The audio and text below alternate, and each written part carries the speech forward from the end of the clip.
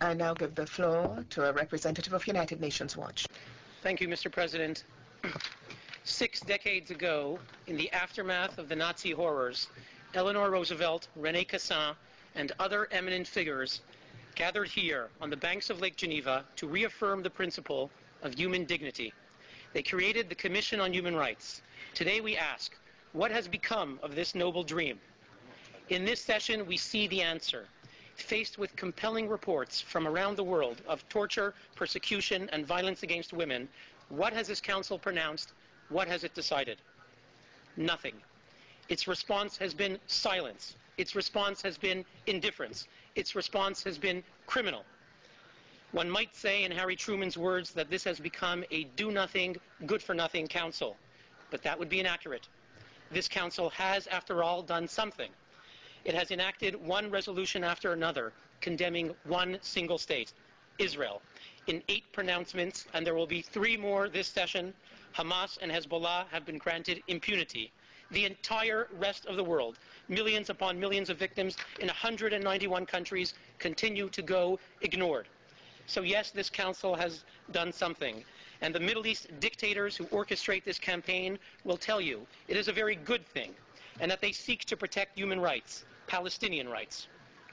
So too, the racist murderers of Darfur women, the rapists of Darfur women, tell us they care about the rights of Palestinian women.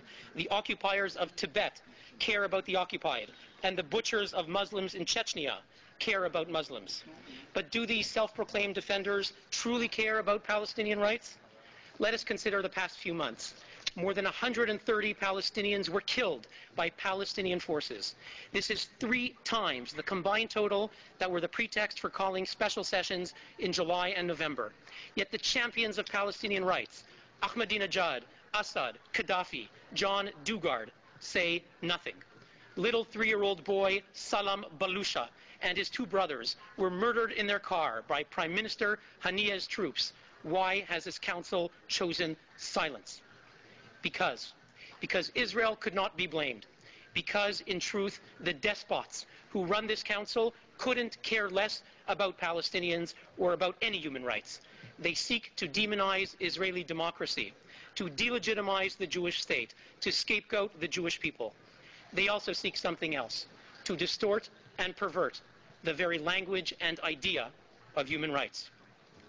You ask, what has become of the founder's dream, of Eleanor Roosevelt, of René Cassin, of John Humphrey, P.C. Chang, Charles Malik, who assembled here in Geneva 60 years ago? Mr. President, with terrible lies and moral inversion, this Council is turning that dream into a nightmare. Thank you, Mr. President. Por primera vez. For the first time in the session, I will not express thanks for that statement. I shall point out to the distinguished representative of the organization that just spoke, the distinguished representative of United Nations Watch. If you'd kindly listen to me. I am sorry that I'm not in a position to thank you for your statement. I should mention that I will not tolerate any similar statements in the Council. The way in which members of this Council were referred to, and indeed the way in which the Council itself was referred to, all of this is inadmissible. In the memory of the persons that you referred to, founders of the Human Rights Commission, and for the good of human rights, I would urge you in any future statements to observe some minimum proper conduct and language.